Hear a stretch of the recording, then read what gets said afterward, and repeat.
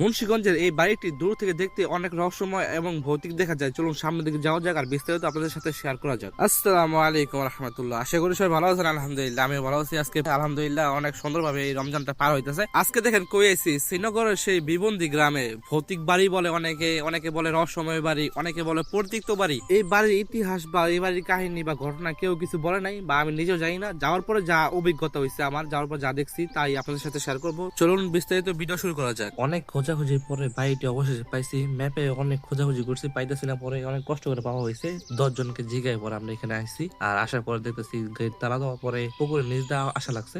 আর কাঙ্ক্ষিত বাড়ি ওইদিকে, আর এই দিক দিয়ে যাওয়া লাগবে।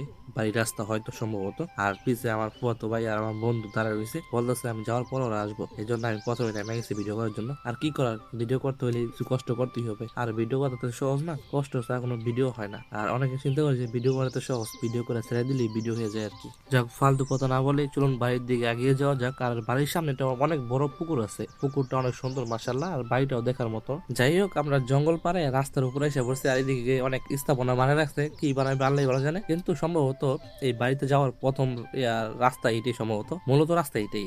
অনেক বড় বাড়ি প্লাস অনেক বড় জায়গা, অনেক বড় একটা পুকুর সামনে। বাড়ির সামনে পুকুরটা মাশাআল্লাহ অনেক সুন্দর লাগতেছে। আর এদিকে অনেক কিছু বানিয়ে রাখছে। আর আমরা যেতেছি বাড়ির দিকে, আর বাড়ির রাস্তাটা মাশাআল্লাহ অনেক সুন্দর। আর এখন আমরা বাড়ির দিকে প্রবেশ করতেছি। আর বাড়ির দিকে প্রবেশের পথে এখানটা কি যেন বানিয়ে রাখছে, অনেক সুন্দর দেখা যাইতেছে।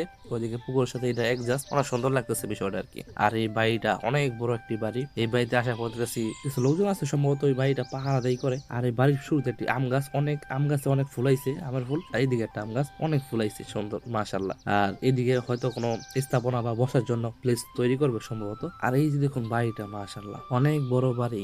আর বাড়ির দিকে চলুন এগিয়ে যাওয়া যাক। আর বাড়িটা দেখে মনে হইতেছে পুরো পরিত্যক্ত, কিন্তু আমি দেখলাম বাড়ির পাশে কিছু ঘর বাড়ি আছে, যারা সম্ভবত এই বাড়িটা পাহারা দেয় বা দেখাশোনা করে সম্ভবত, আমার জানা মতে যা দেখলাম আর কি।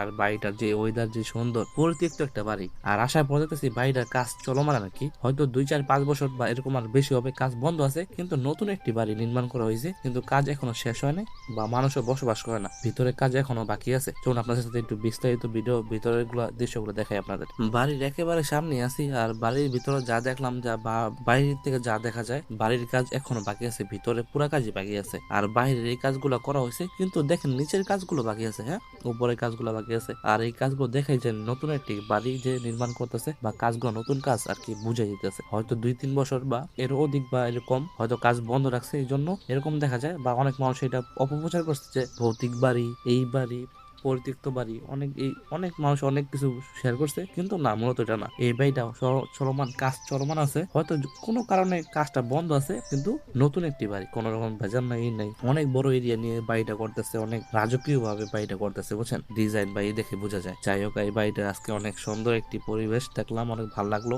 আসার পরে ফুয়াতো ভাইয়ের বন্ধু এখানে তারা ঘোরাঘুরি করতেছে, এনজয় করতেছে সময়টাকে আর কি। মাশাআল্লাহ আমিও সময়টাকে এনজয় করছি, অনেক অনেক ভালো লাগছে। আসার পরে অনেক খুশি হয়েছি, বা অনেক কষ্ট করে কিন্তু আইছি এখানে। অনেক এত সহজ যাইতে পারি না, অনেক জিজ্ঞেস করে দৌড়াদৌড়ি করে এই করে এমনি আসা হয়েছে। যাই হোক, আজকে ভিডিওটা আপনাদের সাথে শেয়ার করলাম। যদি ভালো লেগে থাকে লাইক কমেন্ট শেয়ার করে পাশে থাকবেন। আমাদের মুন্সিগঞ্জের মানুষ হয়ে থাকলে মুন্সিগঞ্জের কোথা থেকে বলতেছেন কমেন্টে জানাবেন। আসসালামু আলাইকুম।